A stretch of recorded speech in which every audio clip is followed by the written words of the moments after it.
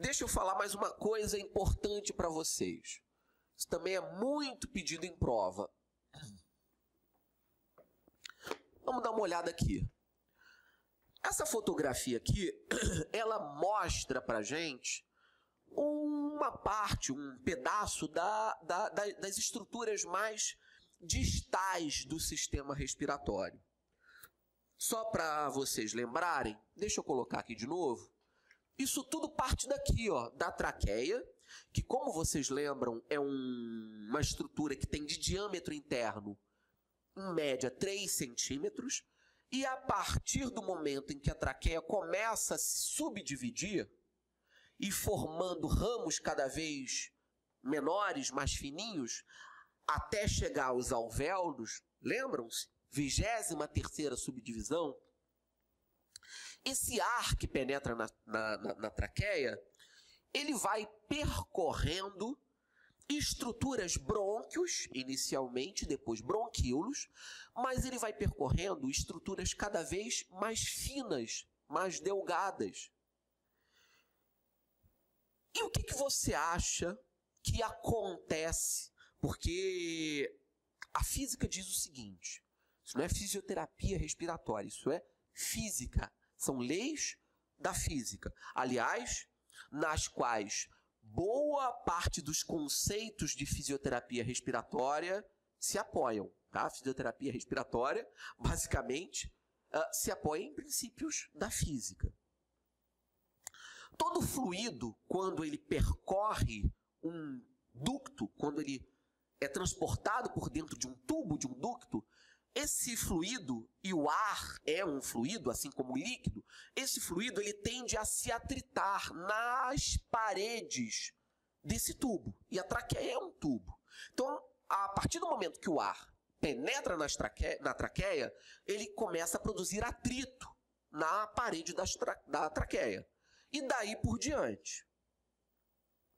Esse atrito vai produzir uma resistência. Então, o fluxo aéreo, ele vai sofrendo resistência quando ele passa pela traqueia, e essa boa parte dessa resistência tem a ver com o atrito que o ar produz na parede traqueal.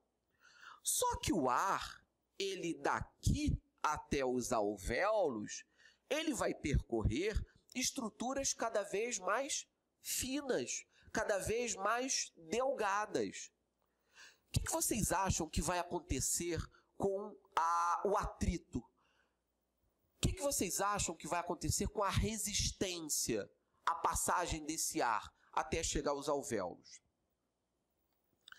Só para efeito didático, resistência a gente vai começar a chamar, vai passar a chamar de how, tá? É uma palavrinha que às vezes aparece em prova, mas a gente encontra isso muito nos livros, na literatura. É uma expressão em inglês que significa resistance of airway, resistência de vias aéreas, tá?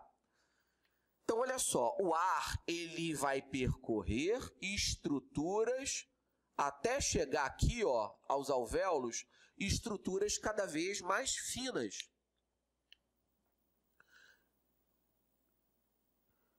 É natural que a gente responda, olha, Marcelo, se o ar vai percorrer caminhos cada vez mais estreitos, provavelmente a resistência do ar vai aumentar. E da resistência, desse atrito, surge um outro elemento, que é a pressão.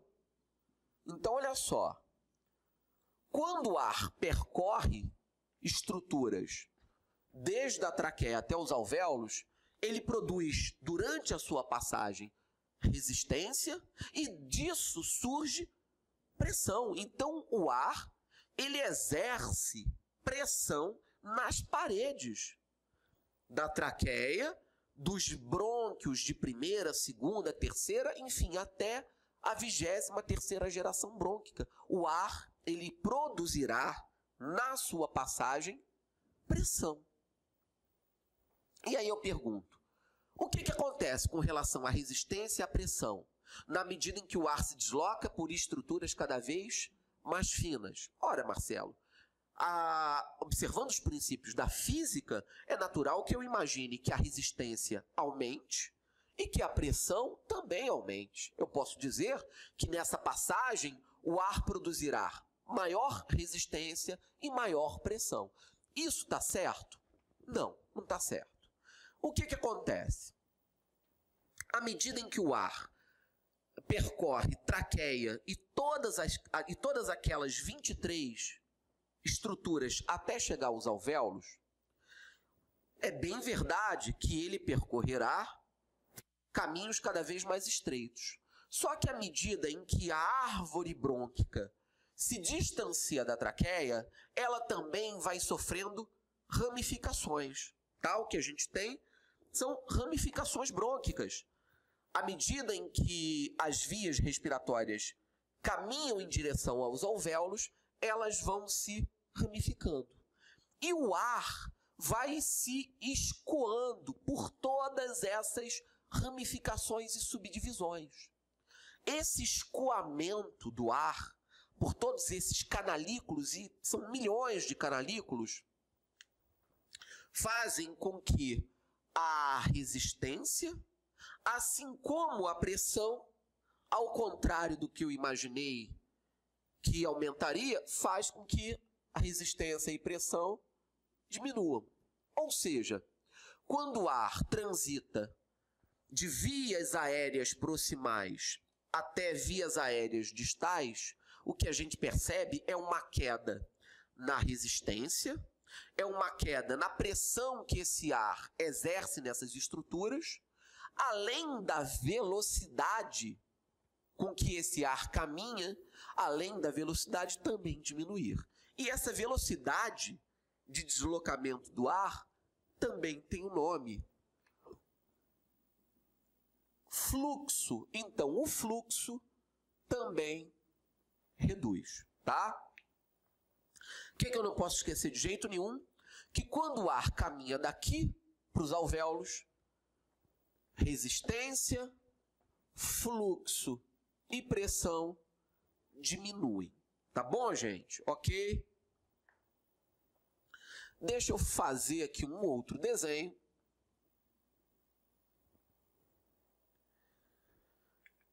Deixa eu ver se tem aqui uma estrutura. Ó, aqui eu tenho um pulmão com a traqueia, bronquiofonte direito, bronquiofonte esquerdo e as várias subdivisões do jeito que a gente já comentou, tá? Se eu pegar aqui a traqueia e talvez as 9, 10, 11 primeiras subdivisões a partir da traqueia. Então, olha só, a traqueia e as suas 10, 11 primeiras subdivisões. A gente pega essa região e passa a chamar essa região de região proximal. Por que proximal? É uma região das vias respiratórias que está mais próxima à traqueia. Tá? Então, a traqueia e as suas 10, 12, 11 primeiras subdivisões compõem o que a gente chama de região proximal. Então, eu vou escrever aqui, ó, região proximal. Tá? E daí por diante, da 12ª geração brônquica até a 23ª, até chegar aos alvéolos, essa região a gente passa a chamar de região distal. Ok, gente? Região distal. Por um motivo óbvio, né? Essa região ela está mais afastada da traqueia. É uma região mais periférica. A gente também já viu que essa região distal ela é dotada não de brônquios, mas de bronquíolos, que são estruturas mais fininhas, tem um calibre, o diâmetro interno muito menor. E a gente já viu também que o ar, ao passar por essas estruturas, produz pressão, fluxo e resistência diferente do que produziria, por exemplo, aqui nas regiões proximais. Tá? A gente também já viu que pressão, fluxo e resistência nas regiões distais são menores do que o que se produz nas regiões proximais. A passagem do ar através dessa região distal, a gente passa a chamar essa pressão produzida aí de pressão alveolar. Pressão alveolar, tá? Então, a pressão que o ar vai produzir nas regiões distais, pegando aí de 11ª a 12ª geração brônquica para diante, a gente passa a chamar de pressão alveolar. Tá? E a pressão que o ar exerce aqui nessas regiões mais proximais, que inclui traqueia e as 10, 11 primeiras gerações, a gente passa a chamar, substitui região proximal, passa a chamar essa pressão de via aérea aberta. Via aérea aberta. Ok, gente? Tá? Marcelo, essas pressões sempre terão esse nome? As pressões mais proximais, via aérea aberta, e as pressões distais, pressão alveolar? Olha, não. Isso vale para o indivíduo ventilando espontaneamente. Quando o indivíduo está submetido à ventilação mecânica, quando ele está no ventilador, as pressões continuam as mesmas, mas o nome muda um pouquinho, lembrando que os conceitos permanecem. O que muda é apenas o nome. Por exemplo, no respirador, aquilo que a gente conhece como pressão de via aérea aberta, que é a pressão que o ar exerce nessa região mais proximal, no respirador a gente passa a chamar de pressão de pico, ou também de pressão de admissão. Ok, gente? No respirador passa a chamar pressão de pico ou pressão de admissão, lembrando que continua sendo a mesma pressão. E aquela que a gente chama de pressão alveolar, que é a pressão mais distal, que aliás é menor, no indivíduo normal, no indivíduo submetido à ventilação mecânica, a gente passa a chamar de pressão de platô, ok? Passa a chamar de pressão de platô. Lembrando que é a mesma pressão. Pressão alveolar na ventilação espontânea, pressão de platô na ventilação mecânica, mas ambas representam a pressão percebida nas zonas, nas regiões mais distais do sistema respiratório. Ok? Marcelo, existe limite nessas pressões? Existe um limite a partir dele as pressões tornam-se perigosas? Existe.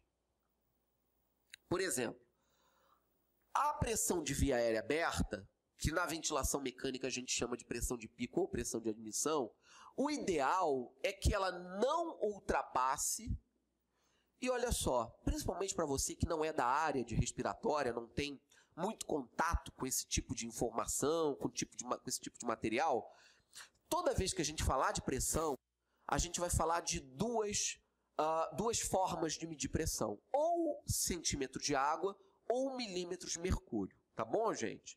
Agora eu vou falar de centímetros de água. Então, a pressão de via aérea aberta, o ideal é que ela não ultrapasse 40 centímetros de água.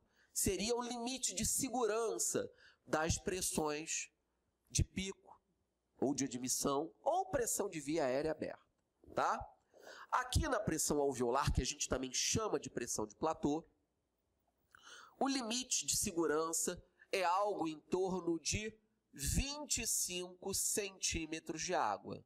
Ou seja, a pressão nessa região mais distal, mais periférica, não deve ultrapassar 25 centímetros de água.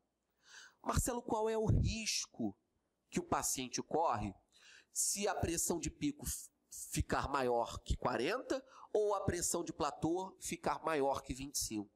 Olha, o risco que o paciente corre é a ocorrência, o surgimento daquilo que a gente chama de barotrauma, ok? E é assim mesmo que cai em prova.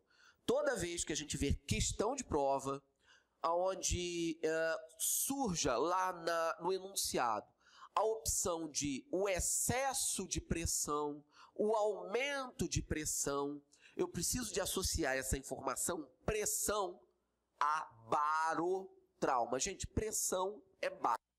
Aumento de pressão, excesso de pressão, sobrecarga de pressão, produzirá sempre barotrauma. Então, o risco da ocorrência de barotrauma quando as pressões estão acima dos seus limites é grande, tá bom, gente? Então, a gente deve mantê-las abaixo desses valores.